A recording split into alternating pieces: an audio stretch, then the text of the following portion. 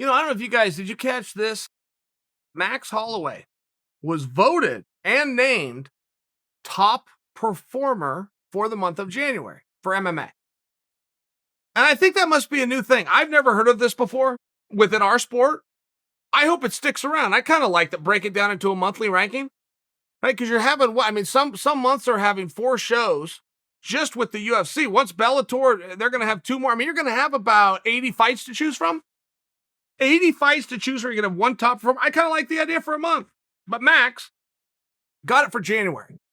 I do not disagree with that. There was other fighters that weighed in, including Michael Chandler, who was a top performer, who said it's Max. Max is the guy. Best performance.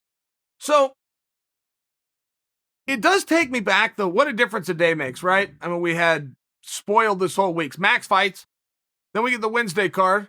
Chiesa Magny goes right into the pay-per-view. Now 55-pounders are stealing the headlines, but if we were to go back 1 week, it was Max with a top question of what does he do now?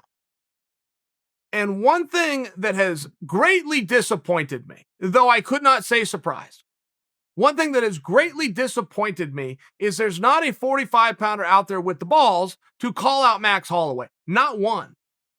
I've been over here campaigning and lobbying for Zabit. What the hell am I working for Zabit when Zabit's not speaking up for Zabit? If Zabit wants to get to a world title and he can beat everybody and he's got this really great record and he looks like a really talented guy to me. Apparently he's got a case of the chickens, and I'm not calling him a chicken, but he's got a case of something. You got the top guy out there that they're talking about put on ice and reserving, not even making him fight. They've done that with one athlete ever, Francis Ngannou. They're getting ready, at least in talks, to do it with the second athlete ever, which will be Max. Putting him on ice, having him surpass his own weight class's title fight, which is still out for a future date, and then he comes in on the back of that. It's happened one time. Francis, we're going through it right now. And it's about to happen to Max. You're not going to call that guy out? Really? Because I have worked fairly hard, in all fairness, on Zabit's half. But why am I trying to get Zabit something if Zabit doesn't want it? You see the problem with that? It's like the guy who in the post-fight interview, who do you want to fight next? And he says, it doesn't matter. I don't care. Now, what he's trying to do in that adrenaline rushed moment where he's barely got his t-shirt on in a steel cage in front of the world is say, I'm such a tough guy, it can be anybody. But that's not what he said. He said, I don't care. If he doesn't care who he's going to fight, why would I? Why should I possibly care who you fight if you don't care?